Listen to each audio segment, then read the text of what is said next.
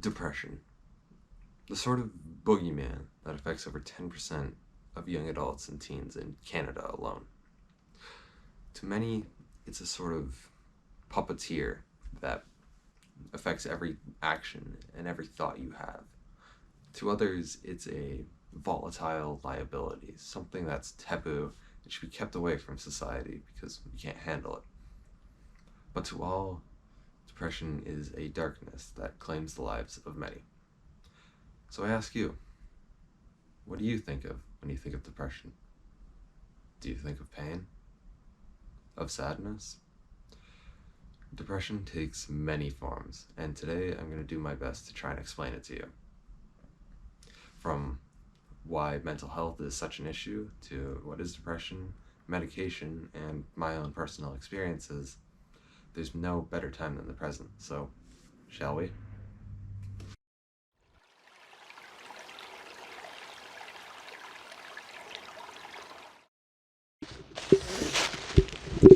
Mental health takes many forms. For as long as has been documented, there's been a distinct stigma around those who have mental health disorders. Oftentimes, people would be considered insane or mental solely because, for example, they panicked in large crowds. This stigma is still alive and well in today's day and age. In fact, there was a study done in 2019 by the APA. This study found that while over 70% of workers nowadays are aware of how to access mental health services, but half of them felt uncomfortable exercising these benefits, while over 30% of people were even worried about the potential of being fired or some sort of retaliation from higher-ups just because they use these channels. In a better world, this should not exist. You should not have to feel afraid because you want to better yourself. Think of it like math. You should not feel bad that you need a tutor because some concepts just elude you no matter how hard you try. Reaching out, no matter what anyone says, is always the best option. Stigma is not just an outside factor. You yourself have your own stigmas inside your brain. Do you ever think about what you tell yourself every day? Why can't I get work done on time? I wish I was someone else. I don't deserve anything good. You may not realize it, but you'll likely undervalue yourself as a person while overvaluing the hateful things you tell about yourself. You may not believe it right now, but eventually you'll succumb.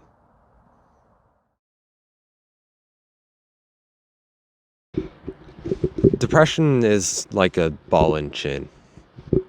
You can keep moving, sure, but it's slow, and it's tiring. People will yell at you and call you weird, and eventually you'll believe them.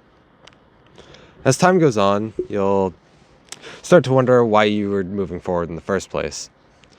You'll ask yourself, what's the point of going on? Eventually, as time goes on, you reach your breaking point. You decide to stop, you lie down, and you fall asleep. That's it. There's nothing left. You're gone. Forever. According to the World Health Organization, depression is a common mental disorder that affects approximately 5% of adults worldwide. They categorize it as a loss of love and motivation for hobbies and interests, and as well as a general sadness. You can think of depression as a sort of rain cloud over your mental state.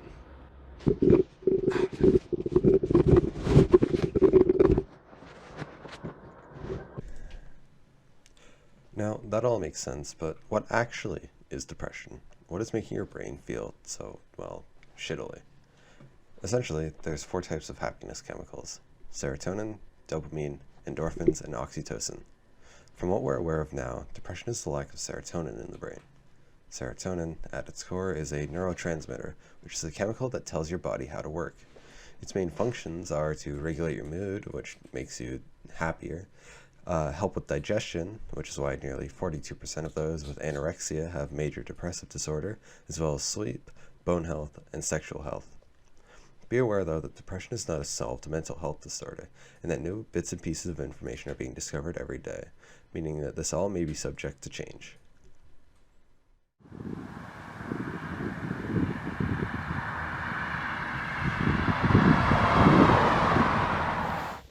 If you catch a cold, you take cough syrup. If you get a headache, you take Tylenol.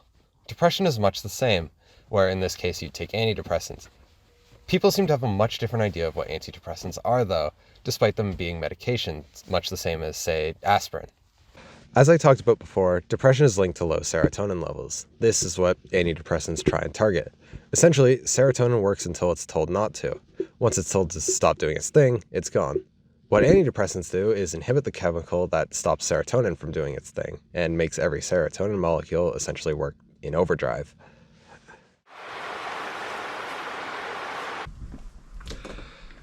Despite having depression, why don't I and many others take antidepressants? I mean, it should be simple, right? You have an illness, you take a medication. Well, there's two main reasons why. Firstly, there are some downsides to taking antidepressants. Side effects can be simple, like headaches, nausea, dizziness, simple things, the usual. But it's the major side effects that really scare me. Suicidal thoughts, go figure, diabetes, and addiction. Addiction is the really scary one for me because, I'm sure you've heard all the stories. Imagine crying every day and being depressed solely because you're on antidepressants and you can't get them off. That truly scares me. That truly frightens me. I don't want to be shackled down by something that was meant to help me in the first place. I don't want to lose years of my life to that. I've gotten this far, right? There's also this stigma and taboo-ness to taking antidepressants. According to the NIH, these sort of things can be things like emotional weakness or an inability to deal with problems, that sort of thing. And to be honest, before everything that has happened to me, I used to believe that. I used to think that antidepressants were in the sort of category as other hard drugs. Thankfully, I don't think like that anymore, but I can guarantee you I wasn't the only person who did.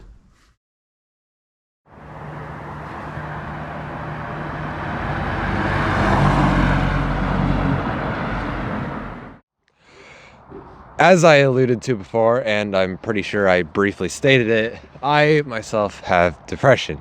I actually only found out a couple of weeks ago, but to be honest, I've probably had it for 2 to 3 years at this point.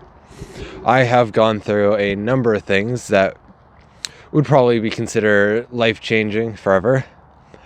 And so I decided to make this segment of the video where I, detail my personal experiences and let anyone who's wondering kind of have an idea of what depression is like inside my own brain. So before everything, I was a very happy-go-lucky kid, always an optimist, always looking on the bright side, and I was always hungry for more. But nowadays, it's not like that really. Everything's gray. I'm not really happy or sad anymore. I'm tired a lot. I fall asleep in class. Sorry, Miss Aphantis. But yeah, most of the time, honestly, I can't even be half-assed to do anything. Contrary to popular belief, though, I'm not actually sad 100% of the time. I still do feel happy, just my happiness is less so than normal. Here, I'll show you. This is a scale. Normally, you're happy, you're sad. Up high is happy, down low is sad. That's normal. I still get happy. This is my scale. I still get happy, just less so and for lesser periods of time. I've spent a lot of time reflecting on myself and my situation, and I come to the same conclusion every time. I am 17, I have no job, I have $8 in my bank account, and I'm doing poorly in school. But I'm indifferent to that. I am fully aware that opportunities are coming and going and passing me by, and that if I don't seize them now, they may never come again. But I don't mind. I cry a lot now, even over things that are insignificant. My motivation and self-discipline is also at an all-time low. There's this one TED Talk on procrastination that I absolutely love because it has some of the best, like, it formulates it in the best way possible for me. So, in your brain, here, this circle is your brain, and you control it by this wheel. You are a sensible person controlling your brain. You're like just a normal person.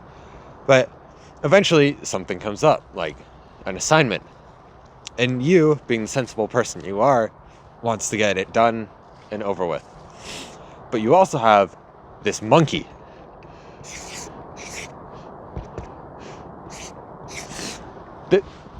You like my monkey? This monkey doesn't like assignments. It just wants to have fun. So this monkey takes over the wheel and, well, yeah, you only have fun. It stops you from doing work. This goes on for as long as possible. Up until the due dates show up. That's when something called the panic monster shows up. And this guy scares the monkey away, fills you up with adrenaline, and essentially allows you to finish your assignment overnight. Now, this is how a normal brain with procrastination should work.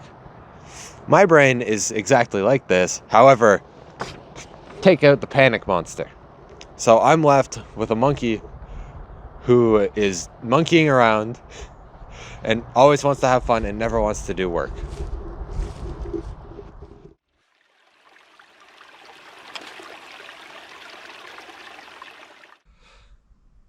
Depression sucks. It is definitely tough, and it is most certainly not to be underestimated. If you or a loved one are struggling with suicidal thoughts or ideations, please call the suicide hotline at 988. And if you're a kid like me and you're just struggling to keep the fight going, don't be afraid to call the Kids Help Phone. It's 1-800-688-6868. Depression is extremely challenging. It's definitely a wild ride. Trust me, I'm going through it literally right now. And just always remember that you are loved, you are worthy, and you're not alone. So, on that note, I think it's a good time to end this.